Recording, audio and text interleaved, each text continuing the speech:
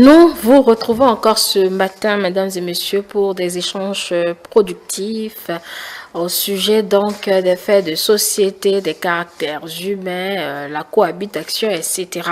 Nous voulons parler de la confiance ce matin. La confiance jusqu'où? La confiance en l'autre jusqu'où? Les limites donc de la confiance. Faut-il faire confiance? Voilà un peu les contours de nos échanges du jour, mesdames et messieurs. Merci de nous rejoindre pour le débat. Voici mes invités.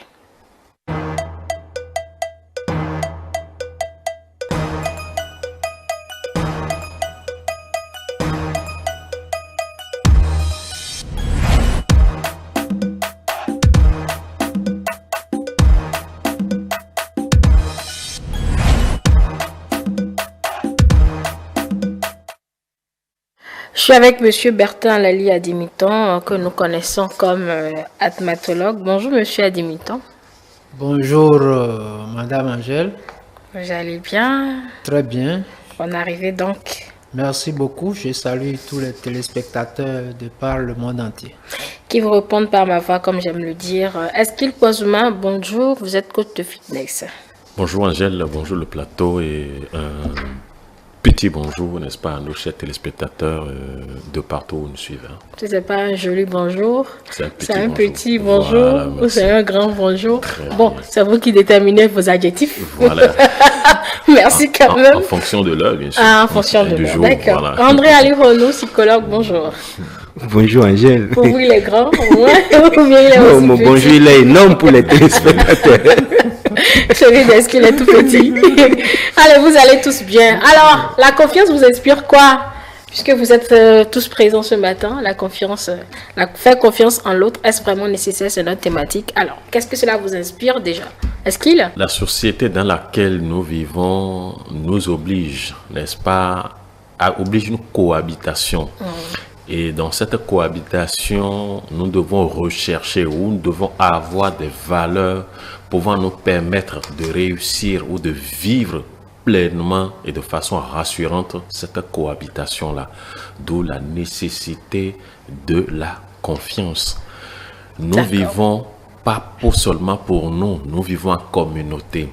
Et vivre en communauté voudrait dire que la présence des autres fait partie intégrante de votre existence, c'est-à-dire que vous n'allez pas vivre sans la présence des autres. Les autres vous permettent, n'est-ce pas, de réussir votre existence, de réussir votre parcours existentiel, si je peux m'exprimer en ces termes. Alors, vivre avec les autres vous nécessite ce que je pourrais appeler une certaine qualité, une certaine valeur, voyez-vous, pouvant vous permettre de réussir, de vivre en symbiose, voilà, avec tous ceux qui vous entourent. Il y a plusieurs valeurs, mais aujourd'hui, nous avons choisi de parler de la confiance. Comment se mettre en confiance d'abord et comment mettre l'autre en confiance pour que cette coexistence puisse se vivre de façon aisée. D'accord, ça c'est juste un petit mot introductif. Oui, André, notre thématique vous inspire quoi? Ben, c'est comme d'habitude, toujours très bien inspiré. Et la confiance est la base de toute relation. J'ai envie de dire du bien comme du mal. La confiance se trouve toujours au milieu. Quand vous avez la confiance, tout roule. Quand vous manquez de confiance ou que vous n'avez plus confiance, alors tout tombe à l'eau. Et donc, quand on se trouve dans le mal, ça part de la confiance. Quand on se trouve dans le bien, ça part de la confiance. D'où cette thématique, oui, comme est-ce qu'il l'a dit, c'est nécessaire. J'ai envie de dire même que c'est obligatoire. Mais si on veut philosopher, on va dire oui et non. Mais bon, on n'est pas en philosophie. Oui, vous allez philosopher au cœur du débat. On va partir des faits réels, des faits de la société qui nous amènent à relativiser. Et peut-être, nous, avec notre humble position, dire aux uns aux autres, le choix vous revient toujours. Absolument. Monsieur Adimiton, quelle compréhension avez-vous de notre thématique du jour? La confiance.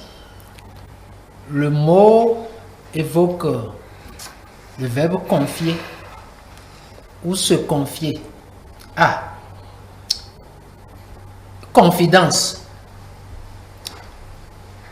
Dans tout ça, il y a le mot foi. On investit sa foi en l'autre. Il y a idée d'assurance ferme que entre lui et moi, puisque c'est relationnel, tout se passera comme entendu, comme attendu. On se confie à son pasteur ou à son prêtre, à son ami, à son enseignant, à son médecin. En tout cas, il faut une confiance réciproque.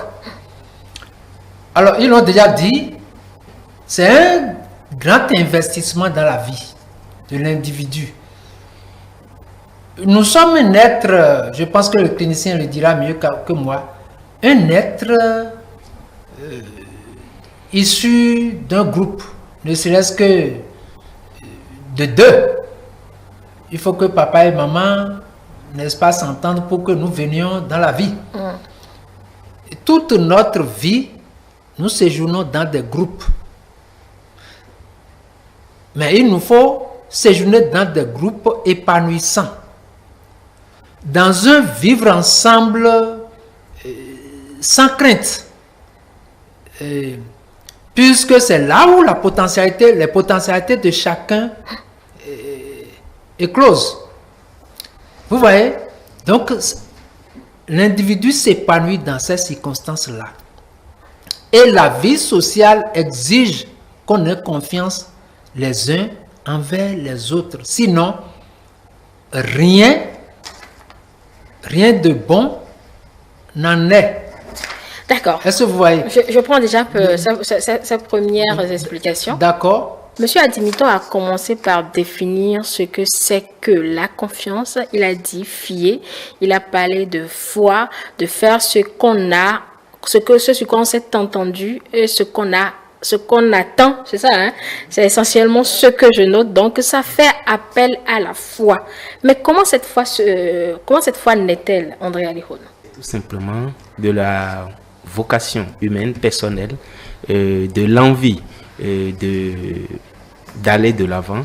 Il faut tout simplement dire que si je vais ajouter quelque chose à la définition que M. Adimiton a donnée tout à l'heure, c'est que Adimiton, Adimiton a donné tout à l'heure, c'est que la confiance, faire confiance, c'est se donner. J'ai envie de dire se donner empathie. Parce que se donner totalement, ça va être une erreur. Mais se donner empathie, accorder une partie de soi, j'ai envie de dire, en quelque chose, en quelqu'un ou en une situation. Parce que c'est vrai qu'ici on parle d'homme, mais dans une situation, il peut arriver que vous fassiez appel à la confiance. Confiance en vous, mais aussi à la situation. Confiance en votre véhicule, que ça va m'amener à bon port. Confiance en votre épouse ou en votre enfant qu'il va réussir les examens. Confiance en vous-même.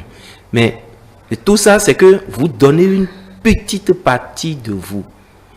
Et il faut assumer cette responsabilité du choix qu'on fait. Maintenant, on demande si c'est nécessaire, c'est vraiment nécessaire. Oui, parce que vous ne pouvez pas tout faire tout seul. Vous avez forcément besoin des autres pour vous accomplir, pour votre accomplissement.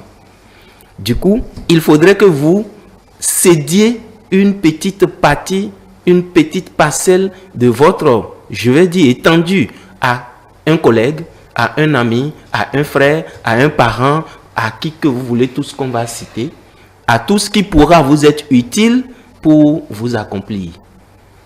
Donc, oui, nécessaire. Maintenant, comment ça arrive?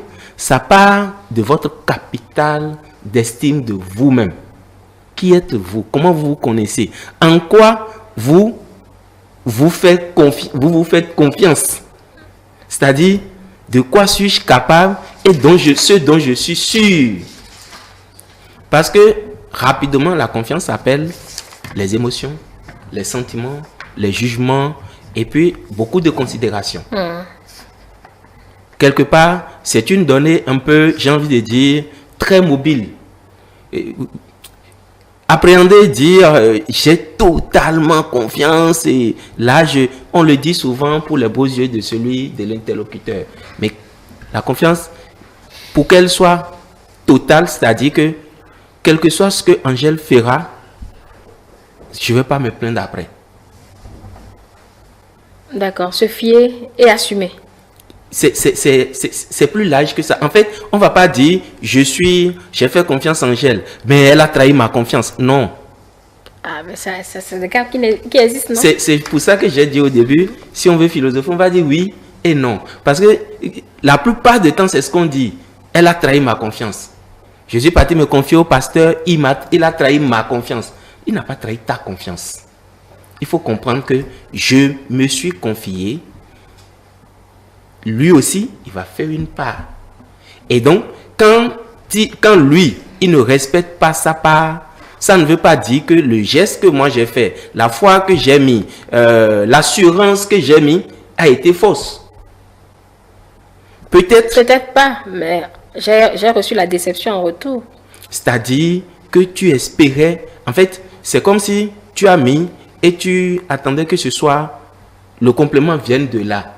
Je ne sais pas si j'arrive à me faire comprendre, mais moi, quand je dis j'ai confiance que je vais réussir à mon examen, je suis conscient que je n'ai pas tout appris, mais j'ai appris l'essentiel. Et avec cet essentiel, quelles que soient les épreuves qu'on va m'amener, je vais passer. Il n'y a pas d'essai de confiance, il n'y a pas de sous-estimation. Donc, quand ça vient et que je ne passe pas, si j'avais vraiment confiance, je n'allais pas émettre cette idée sans doute, sans dire à moins que.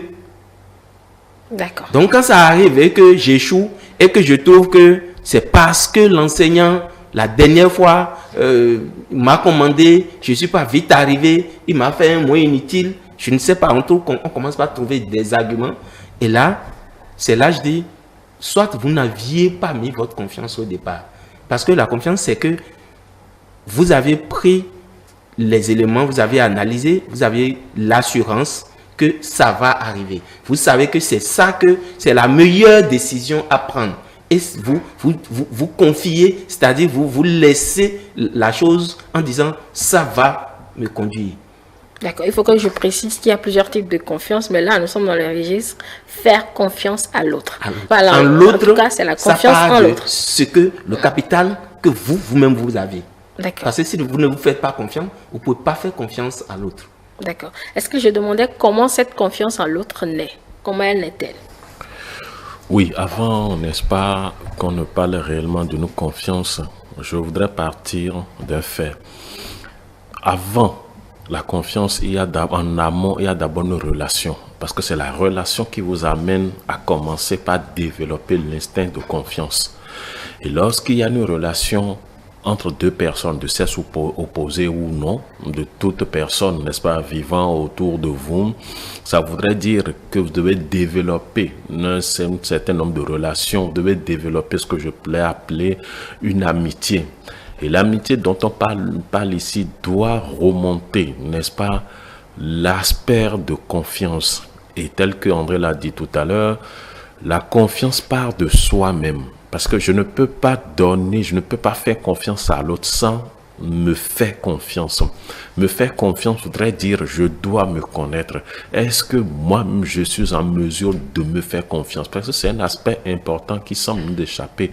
On se dit mais comment on peut se faire confiance? Oui, on doit se faire confiance. C'est ça qui vous amène d'abord à étudier l'autre, à connaître l'autre pour voir est-ce que vous êtes du même cariotype, est-ce que vous êtes du même type de personne pouvant vivre cette complémentarité-là.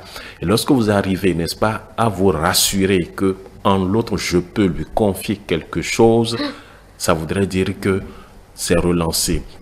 Relancer voudrait dire, il y a la deuxième étape, la première étape qui est la mise en confiance en soi-même, je me mets en confiance. La deuxième étape qui consiste à faire quoi? La mise en confiance. Mise en confiance veut dire quoi? Je vais commencer, n'est-ce pas, tester la personne. Est-ce que celui-là, on peut lui léguer des secrets? Parce que Faire confiance à quelqu'un, c'est de lui léguer certaines choses, même si ce n'est pas physique ou oral, voyez-vous, ou une chose matérielle. Donc là, je vais commencer par le tester comme ça se dit, par des petits secrets pour voir s'il pourrait garder ce secret-là. Et s'il garde, ça voudrait dire que en toutes circonstances, je pourrais faire confiance à cela. Je dis bien je pourrais. Il y a toujours des, comment on l'appelle, des points d'ombre ou des hésitations. C'est humain. Il n'y a rien à faire. C'est humain. Donc, demander si on pouvait faire confiance, n'est-ce pas, à une personne, en principe, oui, oui et oui. Parce que nous sommes réunis, ou nous sommes des amis. On doit pouvoir se faire confiance. En fait, c'est une nécessité, c'est une obligation. Je ne vais pas aller voir n'importe qui pour lui raconter, moi, mes secrets ou mes confidences. Non, mes confidents, pardon. Non.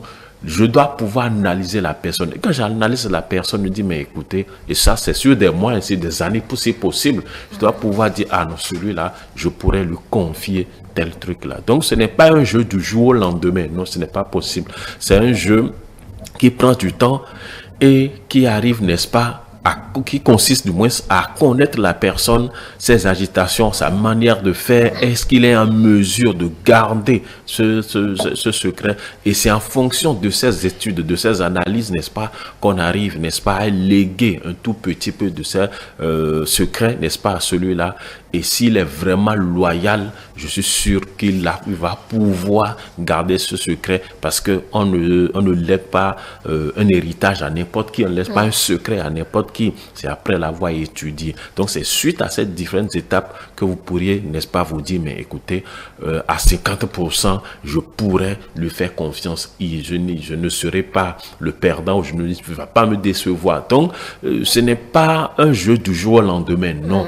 Il faut devoir étudier, que ce soit sa femme, que ce soit ses amis, que ce soit n'importe qui. La première des choses, c'est d'abord l'amitié qui, au fil des semaines ou des mois, fait appel à la confiance, fait appel à d'autres valeurs qui régissent, n'est-ce pas, l'amitié. Donc, on doit pouvoir faire confiance, parce que nous sommes nés pour vivre ensemble, nous sommes nés pour s'entraider, pour s'unir, pour aller de l'avant. Monsieur Adimiton, la base, c'est quoi alors? La base, d'abord, c'est dans le ménage. C'est dans le ménage. Mais avant le ménage, vous m'avez présenté en tant que karmatologue. J'étudie l'âme et les valeurs de l'âme, les relations, notre relation avec Dieu. Nous avions déjà eu des vies passées. Nous avions des vies passées. Et la confiance ou la méfiance peut partir de là. Alors, vous naissez dans un ménage, il revient aux parents de construire cette confiance-là.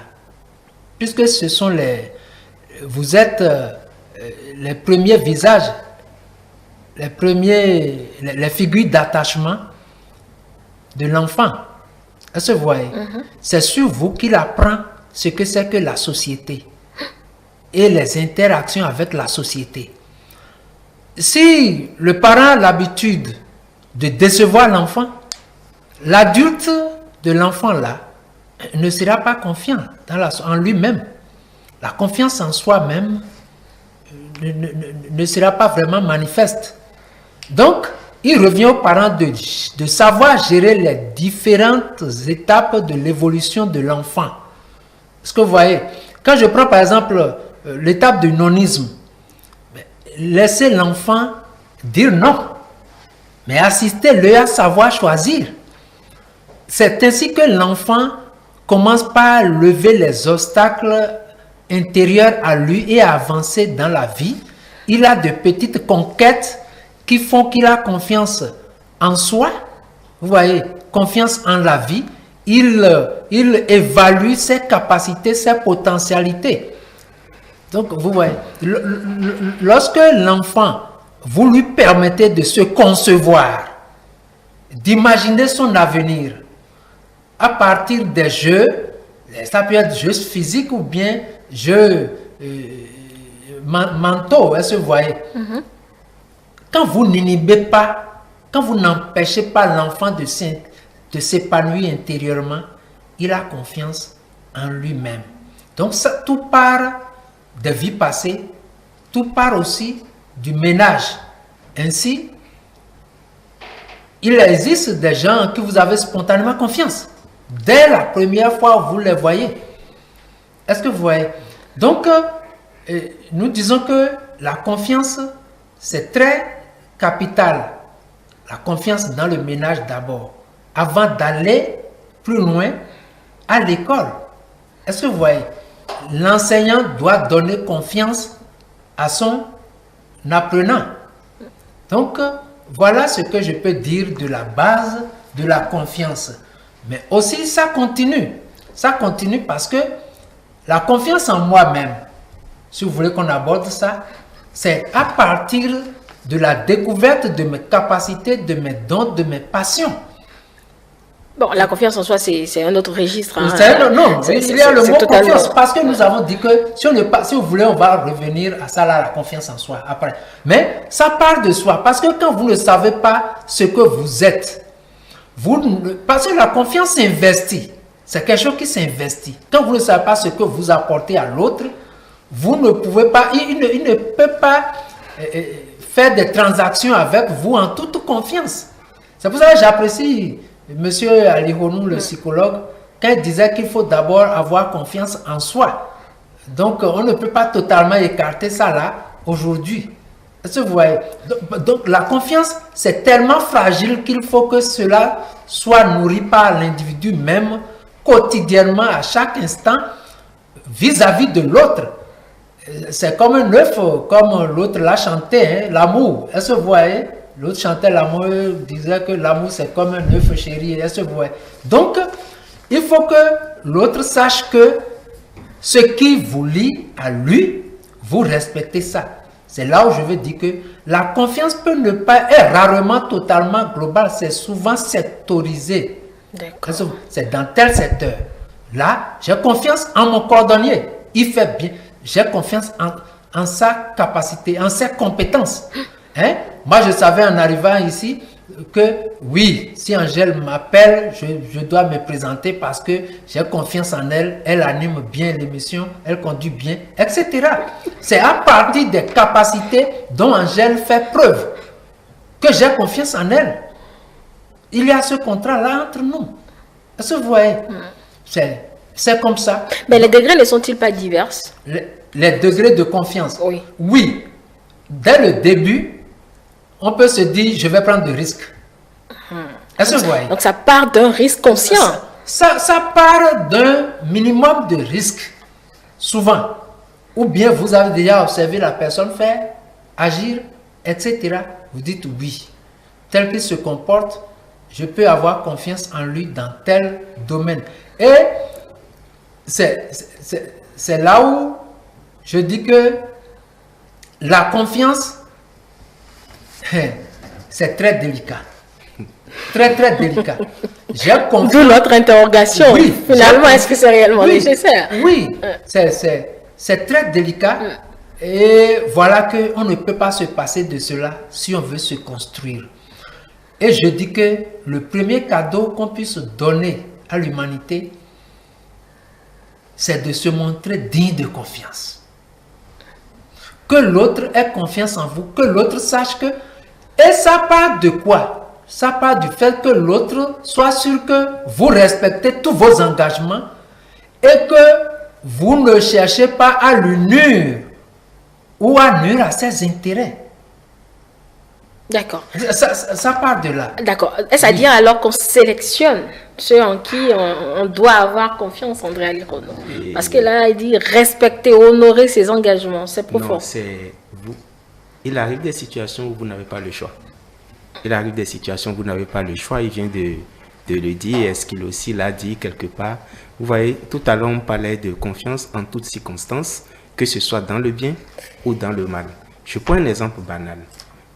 Deux individus qui projettent faire un hold-up. Ils ont besoin de confiance. En fait, ce dont on parle ici, c'est un élément capital dans toute relation. Quelle que soit la relation qu'on veut construire.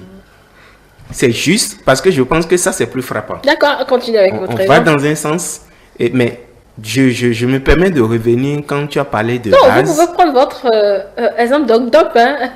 Non, j'y vais toujours. Mais je me permets de revenir quand tu as parlé de base. La base, en plus de tout ce qui a été dit, c'est aussi et d'abord votre potentiel acquis et votre potentiel inné. Les deux mis ensemble. Va s'ajouter votre éducation. Et le plus important qui me permet de revenir à ta question, c'est votre environnement d'évolution, de développement. Parce que cet environnement va jouer un rôle capital sur vous-même, votre propre confiance en vous, et aussi la capacité, pour ne pas dire l'habileté, à pouvoir faire aisément confiance aux autres de façon relative. C'est-à-dire quoi? Vous n'allez pas conditionner votre relation avec l'autre par le fait que il devrait me faire confiance comme je lui fais confiance. Vous aurez compris que faire confiance, c'est pas réciproque. C'est pas parce que j'ai confiance en Eskil que obligatoirement Eskil doit avoir confiance en moi. Monsieur Dimiton a dit tout à l'heure que il t'a fait confiance en venant. Tu lui as fait confiance en l'appelant. C'est deux choses différentes. Je ne sais pas si on se comprend. Bon, je ne sais pas si c'est différent. C'est différent. Bon. En l'appelant, tu as fait confiance à des éléments, tu as fait appel à des éléments en lui qui ont permis que tu as dit, si je l'appelle, il va répondre, je vais l'inviter lui. Tu as une liste de... Et lui aussi, peut-être qu'il avait d'autres choses planifiées, mais c'est des éléments de toi lui ont permis de dire, je vais venir. Parce que il faudrait que... C'est quand même Angèle. Mais est-ce à dire qu'en faisant cette confiance, ou toi en lui faisant confiance en l'appelant, est-ce à dire que il devrait dire forcément, voilà, c'est Angèle, elle m'a appelé, donc je dois venir.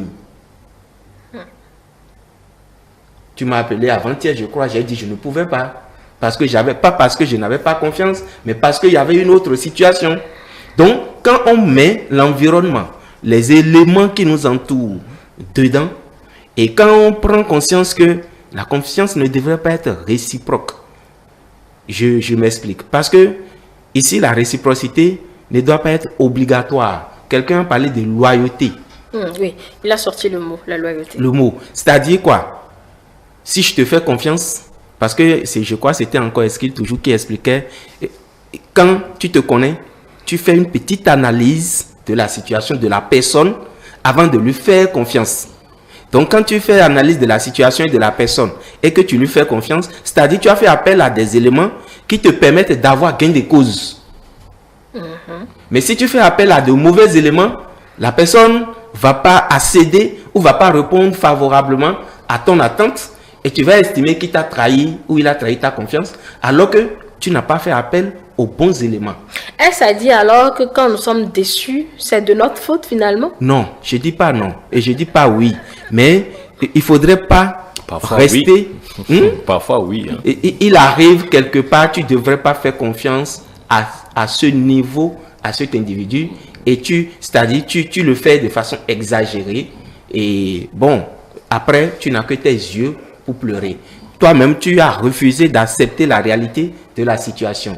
Voilà quelqu'un qui n'a pas répondu favorablement à cette situation avec toi, mais tu as fait le choix délibéré de lui confier plus. Voilà, tu lui as passé 1000 francs, et il n'a pas remboursé. Tu as passé 10 000, il n'a pas remboursé, il te demande 1 million, tu passes et tu viens te plaindre que c'était l'argent de la scolarité des enfants, tu lui as donné, il t'a promis, et voilà, il n'a pas remboursé. Donc là, je donne raison à Eskil. Tu n'as pas tenu compte des éléments. Maintenant, en venant te demander ce prêt, c'est parce qu'il a confiance que les éléments qu'il va utiliser vont t'amener à lui donner, à lui faire prêt. Mais c'est toi maintenant qui dois aussi faire appel à des éléments pareils que tu connais, qu'il te renvoie pour dire je ne te fais pas ou je te fais. Donc, oui, dans une situation, ça peut être la même situation, mais on va faire appel à différents éléments, différents types d'éléments pour pouvoir répondre ou pour pouvoir communiquer. Du coup, le fait de vivre dans une relation obligatoirement de confiance, oui, mais il faudrait que chacun puisse être suffisamment confiant en soi, se connaître d'abord son identité, mais se faire suffisamment confiance et avant de se projeter, mais quand on se projette sur l'autre, il faut se projeter de façon consciente et de façon responsable. Il faut savoir que c'est pas parce que moi je me projette qu'il devrait se projeter pareillement sur moi. Et l'autre chose, c'est que la confiance, ça se mérite, comme on le dit. Ça se mérite et ça s'entretient. Voilà. Au début d'une relation, ça dépendra. Au début d'une relation, des éléments vont vous amener à passer des étapes pour rapidement faire confiance parce que voilà, la personne vous a dit des choses et vous vous êtes retrouvé dedans. Comme des situations vont vous amener à faire appel à votre instinct pour faire confiance. Vous êtes dans une situation, vous n'avez pas le choix. Bon, quand je vais donner l'exemple, on va dire, je prends que le débat. Non, allez-y. Tant qu'on comprend ce que vous dites. Vous êtes dans une situation, vous n'avez pas le choix. Et la seule opportunité qui se présente, vous dites, je n'ai pas confiance que celui-là, il soit de bonne foi pour me sortir de là. Vous n'avez pas le choix. Vous devez faire confiance. Maintenant, faire confiance et accompagner pour que vous puissiez réellement avoir gain de cause. Donc, il arrive, oui, vous allez construire, donner par degré. Et avec le temps, la confiance se consolide, se renforce. D'accord. Ça ne veut pas dire que vous n'allez pas vivre la personne, vous n'allez pas vivre des moments de mésentente, de conflit. Mais plus vous aviez confiance, plus vous avez consolidé vos relations, votre degré de compréhension, d'échange, plus vous allez trouver des éléments pour vous entendre, pour réparer votre relation et pour avancer. Mais il arrive des moments où vous n'avez vu la personne, ni d'Adam, ni d'Ève, vous ne l'avez jamais vu, mais vous faites confiance. Et peut-être que c'est ce charisme qui l'exige. Il y a des gens qui dégagent un charisme assez imposant. Et c'est cela qui dit qu'il y a des éléments extérieurs, relationnels, de soi. C'est pour ça que la confiance en soi est importante. Il y a des éléments extérieurs de soi et aussi de l'autre qui vous amènent à dire voilà. Et vous pouvez y aller directement. Ouais, beaucoup d'éléments sont sortis de ces quelques minutes. Je note la loyauté. Et pour faire confiance, il faut déjà une relation et surtout évaluer l'autre afin de ne pas être déçu de la confiance. Est-ce que vous voulez réagir sur ce qu'il disait tout à l'heure? Oui, quand il disait, vous avez posé une question, il disait... je demandais s'il faut impérativement évaluer l'autre avant de chercher à lui faire confiance. Oui, vous n'allez pas trouver quelqu'un dans la rue et lui faire confiance. C'est vrai, ça vient parfois, par moment. Mais puisqu'il n'y a pas de règle sans exception, c'est bien rare. Ceux à qui on peut faire confiance, c'est sûrement celui avec qui on a pris le temps de parcourir certaines expériences de vie. On a pris le temps de nouer ce que je pourrais appeler une relation simple, une relation amicale. C'est celui avec qui c'est celui qui a pris le temps de se connaître comme vous-même. Parce que les mêmes choses de même nature s'attirent. Voyez-vous, et quand vous vous connaissez, vous allez voir que avec l'autre, le courant va passer simplement. Vous allez voir, quand il y a 3 personnes qui sont amies, vous allez voir 2 personnes s'entendent mieux. Mais attends, il y a voilà, aussi. Donc 2 personnes s'entendent mieux que. Donc, en fait, c'est une affaire aussi de compatibilité. Il y a tout ça qui compte. Quand vous vous connaissez, que l'autre arrive à vous étudier, c'est que vous n'êtes pas bavard, vous êtes loyal. Quand on vous confie quelque chose, on sait que vous pouvez garder le secret instantanément, c'est-à-dire la relation s'installe et vous allez voir, quand vous vous retrouvez, on sent une certaine confiance. Et sans s'en rendre compte, vous allez voir, les secrets vont commencer par pleuvoir. Oui, les secrets vont commencer par pleuvoir. Jusqu'à ce qu'un jour, vous entendez peut-être ce que vous avez comme secret, ce que vous avez légué comme secret à ceux-là. Vous l'entendez ailleurs. Là, ça voudrait dire qu'il y a quelque chose qui s'est passé. L'autre, il n'a pas su peut-être gérer cette confiance que vous avez placée en lui. Donc, on doit se faire confiance. C'est une nécessité. On ne peut pas vivre de façon isolée. On ne peut pas vivre, non, ce n'est pas possible.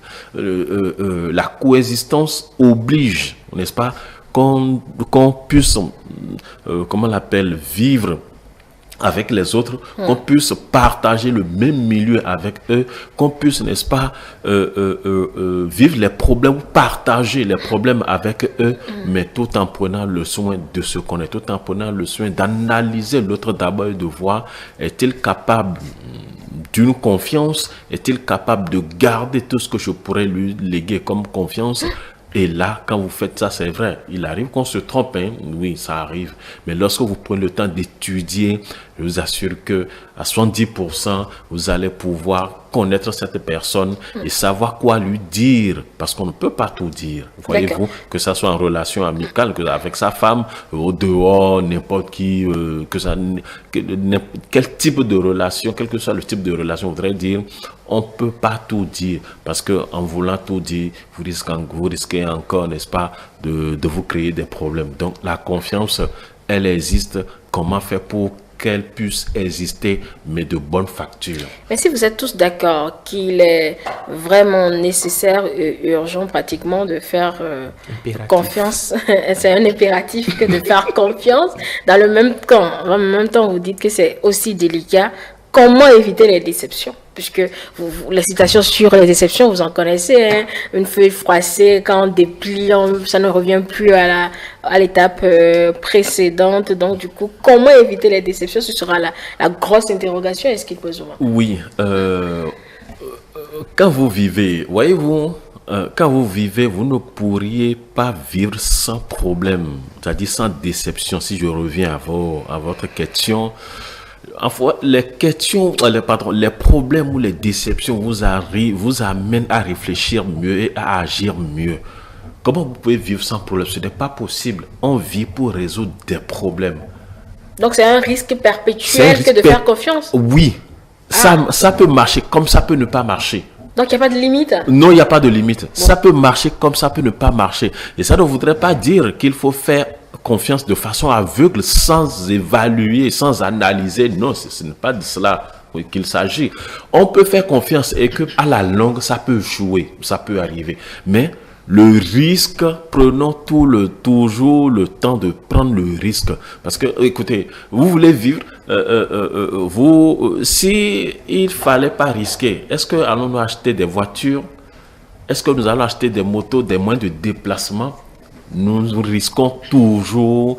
La vie, c'est un risque. Exister, c'est un risque. Réussir sa vie, c'est un risque. Donc, on ne peut pas s'en passer. On doit pouvoir faire confiance, mais tout en prenant le soin de prendre cette disposition pour que cette mise en confiance ou pour cette relation qui vous oblige à faire confiance à quelqu'un ne vous crée pas des dommages par la suite. Donc, on ne peut ne pas vivre sans faire confiance. On ne peut ne pas vivre dans cette mise en confiance, prendre des risques. Parce que, c'est-à-dire, exister, c'est prendre des risques. Vivre, c'est résoudre des problèmes. Donc, c'est un peu ça. Monsieur Adimiton, la confiance jusqu'où alors? Avant la confiance jusqu'où, je vais dire qu'il faut connaître... Tout d'abord, je dis que il y a des situations où vous n'avez pas de choix d'évaluer l'individu, le choix d'évaluer l'individu à qui vous avez affaire. Des cas de crise, de maladie par exemple, est-ce que vous connaissez déjà le médecin? Vous voyez, ce sont les vôtres ou celui qui vous a trouvé dans la crise et qui veut faire preuve d'humanisme, qui va vous confier, peut-être parce que lui, il a confiance en celui-là. Est-ce que vous voyez? Bon, maintenant, si vous avez le choix, il faut voir l'individu évoluer. Il faut bien l'observer. Quel est son système de valeurs? Est-ce que les valeurs qui priment dans sa vie sont compatibles, sont les mêmes que celles que vous aussi vous choyez? Est-ce que ça se marie, ces valeurs-là? Ou bien est-ce que ces valeurs-là sont complémentaires? Et dans quel domaine? Est-ce que vous voyez? Oui, c'est ça qu'il faut évaluer. Il faut même faire des enquêtes de moralité sans dire auprès des gens que vous faites d'enquêtes de moralité sur tel ou tel autre. Oh, Et avant de puis, faire confiance, oui, connaissez les enquêtes de moralité. Non, oui. C'est pas le recrutement. Hein? Non, mais non, justement, ça dépasse même le recrutement. Pourquoi le recrutement même utilise tout ça? Merci. Pourquoi les interrogatoires, bien comment les entretiens. Ok, C'est pour savoir si on peut vous faire confiance. bien sûr. On ne peut pas recruter un voleur, non? Oui. C'est pour savoir si on peut vous faire un minimum quand même dès le départ sur votre personnalité. C'est ça. Quel mental avez-vous? Quelle mentalité entretenez-vous? C'est ça. C'est à partir de ce que vous projetez dans l'environnement, par-ci et par-là, qu'on peut savoir qu'on peut avoir confiance en vous. C'est ça la chose. Donc, je dis, est-ce que l'individu est vrai? Est-ce qu'il montre sa vraie face? Est-ce qu'il est sérieux? En changeant de théâtre, de scène de théâtre, Oui. est-ce que c'est une valeur pour lui que d'être vrai? Est-ce qu'il dit ce qu'il pense s'il veut dire?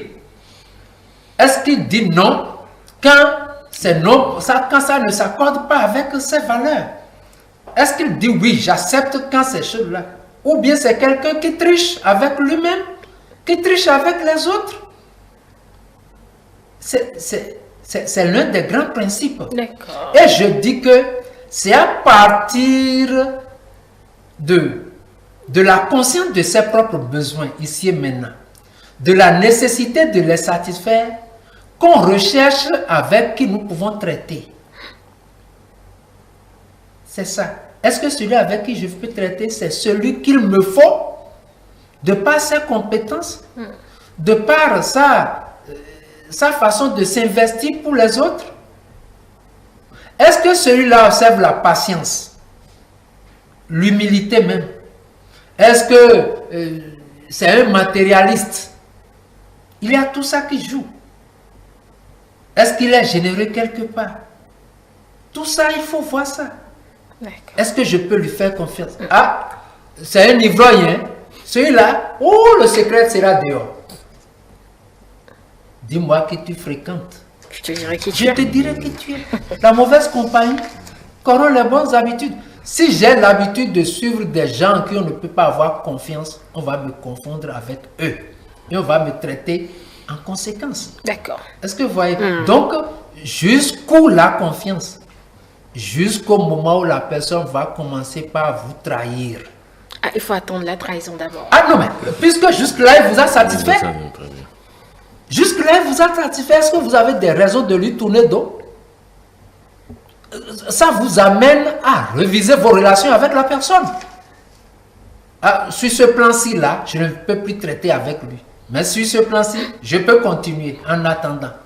Mais tout en ayant conscience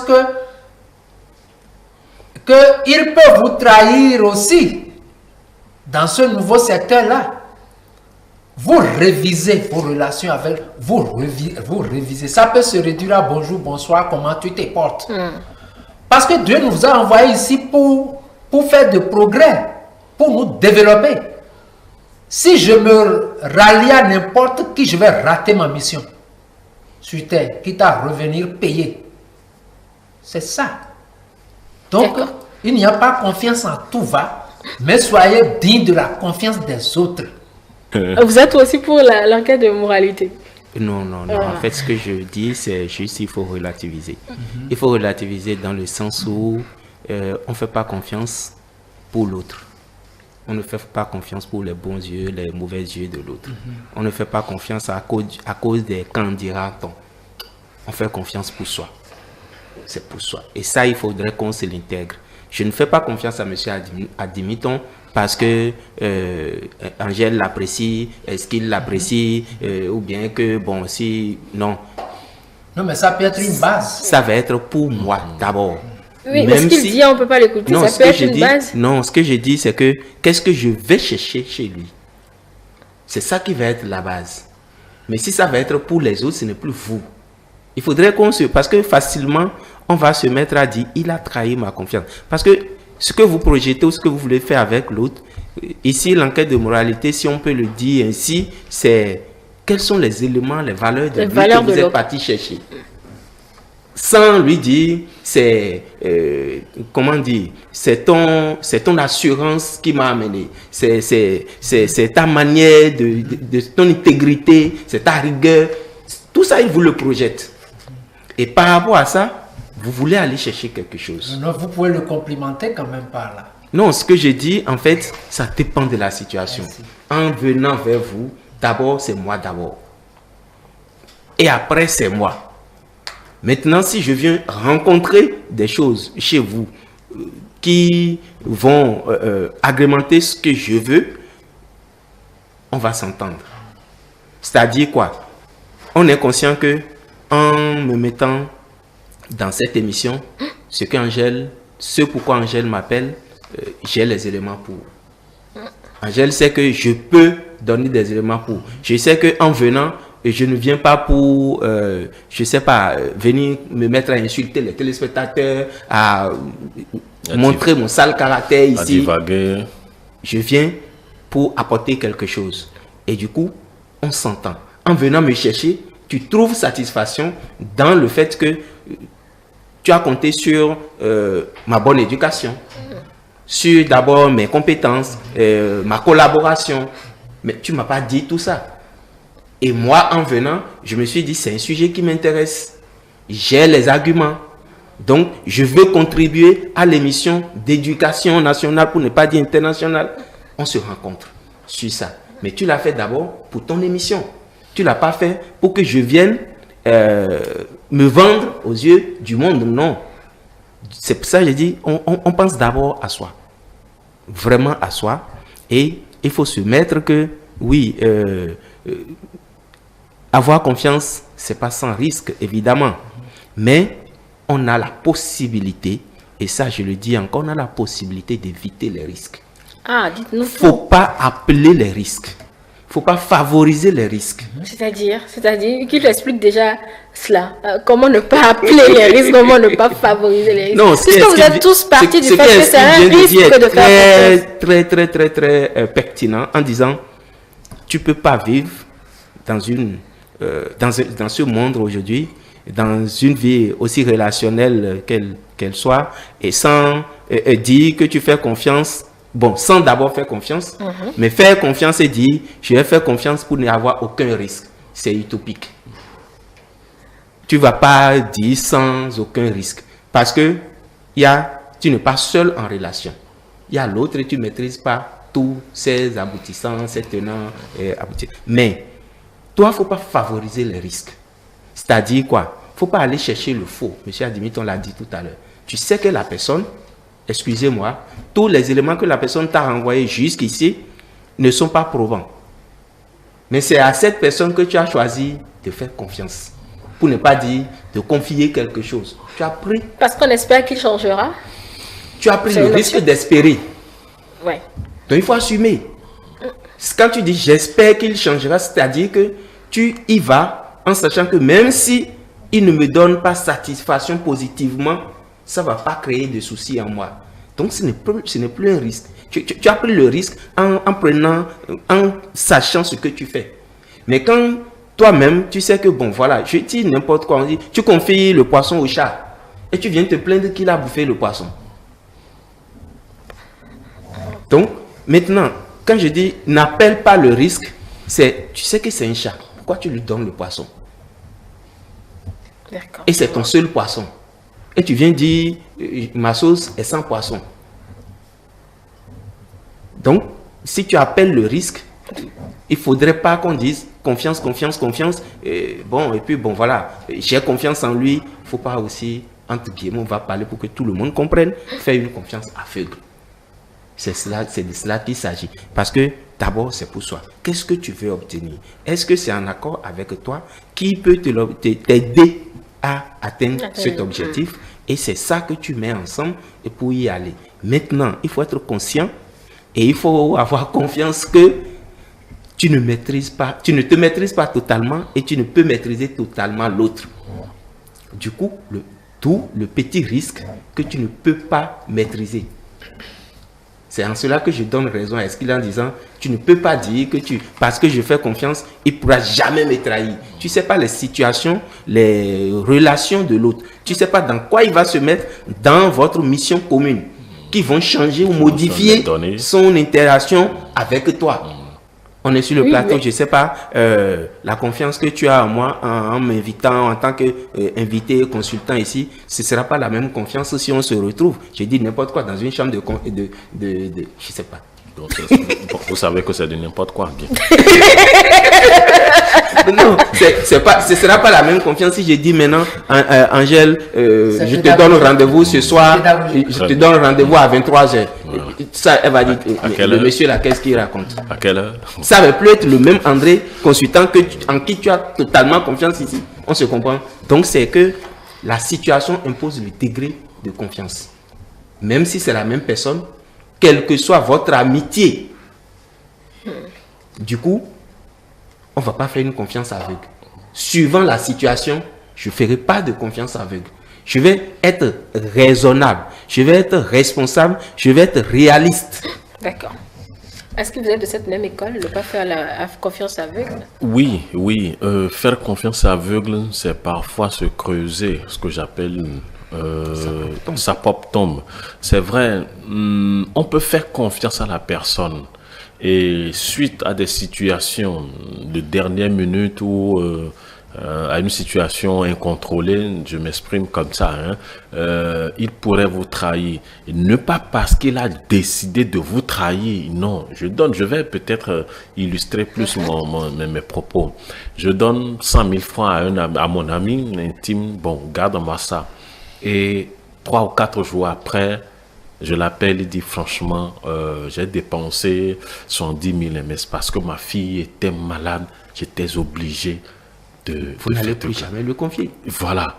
Non, en fait, si vous y croyez... Très bien, très bien. Si vous y croyez... S'il n'avait pas fait quelque chose auparavant qui met en doute, n'est-ce pas, ces phrases pour se défendre, vous allez dire, mais écoute, bon, ok, c'est pas grave, je l'aurai en bloc quand? Il va dire 3 ou 4 jours. Mais si ce n'est pas le cas et qu'il avait l'habitude de vous faire des coups bas, et pour le tester, vous lui remettez cet argent et par la suite, il dit, ah, j'ai dépensé 70 000. Je vous assure que en matière de relations financières, je suis sûr que vous allez couper le pont. Vous allez continuer, les relations vont continuer. Et si tu permets, dans cette même relation-là, c'est que si, évidemment, lorsque vous lui confiez l'argent comme ça, quand la situation arrive, il vous appelle. Il vous appelle, merci. Il était obligé, il a commencé par dépenser, il vous appelle, il dit, ah, vraiment, excuse-moi, je viens d'arriver, voilà, je suis à l'hôpital avec ma fille, reviens, je vais te... Et le soir où, quand il t'appelle, il dit, vraiment, ça a été ton affaire là, je ne pourrais pas le faire aujourd'hui. Merci. Donne-moi jusqu'à demain. Très bien. Mais si c'est ça, des circonstances où son comportement t'amène à relativiser, à continuer par lui faire confiance. Merci. Si tu en as, tu vas encore ajouter. Très bien. C'est pas une confiance aveugle. Voilà. Mais il dépense tes 100 000. Il disparaît de la circulation. Tu l'appelles, ça ne marche pas. Pendant 3 jours, une semaine. Il sort 2 semaines après. Voilà. Et puis il vient te dire, ma fille était malade, c'est pour ça. Et je suis même en situation maintenant. On risque de m'enfermer. J'ai besoin de 300 000. Voilà. Et tu lui remets. Très bien. Voilà, c'est un peu ça. Quand il y a ce genre de situation, on ne peut pas faire confiance de façon aveugle. Non, ce n'est pas possible. On est obligé d'être vraiment craintif, comme ça se dit, de savoir comment faire pour que cette relation puisse perdurer, parce que aucune personne ne veut une relation à court terme. Lorsque vous avez des intérêts avec l'autre, on se dit comment faire pour sauvegarder, pour entretenir cette relation-là. Et dans le même temps, il y a de ces situations qui viennent envenimer, n'est-ce pas, votre relation, qui viennent tester votre relation pour voir, mais est-ce que ces deux-là, est-ce que c'est une vraie relation? Parce que n'oublions pas, j'ai toujours dit, le hasard dans la vie n'existe pas. Quand il y a une situation, c'est pour corriger une autre. Ou c'est pour vous dire, attention, faites attention sur ce point-là. J'ai dit, le hasard n'existe pas, c'est pas possible. Non. Quand il y a une situation, il faut vous asseoir, vous calmer, réfléchir Pourquoi cette situation a pareille heure? Pourquoi cette situation a comment on l'appelle, qui vient perturber ma tranquillité? Il y a toujours une solution, il y a toujours une cause. La situation est là pour corriger quelque chose. Donc, même quand on vous déçoit en matière de relation, ça voudrait dire qu'il y a un problème peut-être en vous-même qu'il faut corriger en matière de relation. Voyez-vous qu'il faut corriger pour pouvoir nouer autre relation. Voyez-vous, la première relation pourrait être une relation, comment on l'appelle, qui claudique, c'est-à-dire que qui ne tient pas bon, mais qui vous apprête à une autre relation plus sérieuse. Et ce n'est pas parce que cette première n'a pas marché comme on le voudrait que la seconde ne va pas marcher. Non, la nature vous avertit, vous forme, vous dit attention, il y aura une seconde relation, mais passez par celle-ci qui semble dandiner un peu, passez par celle-ci pour vous rassurer, pour vous éduquer, avant, n'est-ce pas, que la deuxième n'arrive, qui ait peut-être des opportunités. Donc, aucune relation n'est mauvaise, c'est à vous de savoir comment s'y prendre pour ne pas être victime de ces relations-là. Oui, monsieur Adimiton, sur la même question pratiquement, je ne sais pas si j'ai vidé le sujet. Oui, vous demandez comment faire pour ne pas tomber. Non, est-ce que la confiance aveugle est à éviter? Comment éviter une confiance aveugle? Tout d'abord, je m'en vais dire que vous ne pouvez pas tout éviter dans votre vie. Vous pouvez suivre vos gardes. Mais les expériences que vous devez traverser pour croître, vous allez les rencontrer sur votre chemin. Vous allez les rencontrer sur votre chemin. Ce que vous devez payer à l'autre parce que vous lui devez, vous devez payer ça. Vous devez payer ça. Donc, vous avez beau être prudent. Si vous ne savez même pas faire, on va dire que vous n'êtes pas social. Or, le dire contre vous, c'est déjà commencer par se méfier de vous. Est-ce que vous voyez? Donc, la prudence s'impose. Mais ce que je m'en vais dire, c'est ceci. Ayez confiance en Dieu. Et jouez, soyez fidèles aux lois spirituelles de la vie. Ce qui va vous être révélé, vous sera révélé d'une manière ou d'une autre. Ou par les rêves, ou par un pincement dans le cœur, ou par un chuchotement de... Ce que je vais vous dire, n'avance pas. Mais c'est à travers votre relation humaine, hein? La confiance en Dieu. La confiance en Dieu d'abord. Oui, c'est ça qui... À travers votre relation humaine. Non, je dis, c'est votre relation avec Dieu. C'est ça. Vous remettez tout entre les mains de Dieu tout en étant fidèle à Dieu. Et ce qui va se passer, va se passer. D'accord, vous allez faire des expériences amères dans votre relation avec la personne.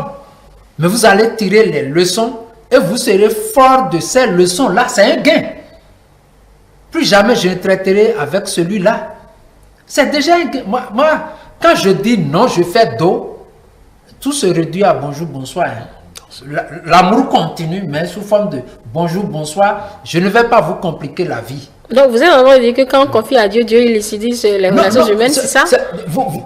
Les énergies spirituelles se déversent en vous et vous orientent vers les expériences. Ça peut être humainement vu comme amer. C'est le côté fataliste de notre relation avec Dieu, où dans notre jargon, on parle d'une certaine forme de délit mystico-religieux. C'est-à-dire, tu es dans une réalité que tu dénies en te cachant derrière Dieu. Merci. Et c'est ça que moi, ça me fait tirer. Parce que ici, ce qu'on dit, je suis tout à fait d'accord avec l'argumentation de M. Adimiton, surtout vers la fin là. Parce que, vous voyez, ici, c'est de prendre ses responsabilités. Alors, je retiens de nos échanges que la base de la confiance, eh bien, c'est ce que vous avez en vous. C'est si vous croyez déjà en vous, la confiance en soi, ça vous l'avez dit, votre environnement peut influencer donc cette base, vos attentes vis-à-vis de la personne à qui vous voulez faire confiance et surtout la loyauté. Voilà autant de bases de la confiance. La confiance en l'autre est nécessaire. presque une exigence, puisque nous sommes dans une relation humaine et les humains restent une meilleure version créée, même s'il y a parfois quelques côtés d'exagération. Alors, il y a la loyauté donc pour cette confiance, et apprenez aussi à évaluer l'autre. L'autre dira, en quête de moralité, à vraiment connaître les préjugés, les choses là sur la personne. Justement, et la confiance aveugle n'existe pas et est fortement pas recommandé, mais à éviter pour ne pas tomber peut-être dans les travers, ne pas être totalement déçu. Nous avons répondu à la préoccupation du jour. Il vous revient maintenant de faire confiance, mais en y allant à pas très pointu de ne pas tomber. La vie, c'est les risques. Donc, risquez et après, vous verrez ce que vous voulez. Voilà, qui ne risque rien à rien. Allez, mesdames et messieurs, voilà ce qui a été dit sur la thématique. La confiance, elle est bien nécessaire. La confiance en l'autre, elle est bien nécessaire. Quels que soient les registres. C'est un impératif, simplement. Donc, c'est à vous d'évaluer à qui vous voulez faire confiance et comment lui faire confiance. Évaluer vos attentes, vos objectifs. Et voilà, ce sera le plus beau, la plus belle expérience dans le meilleur des mondes. Belle journée à tous, à demain.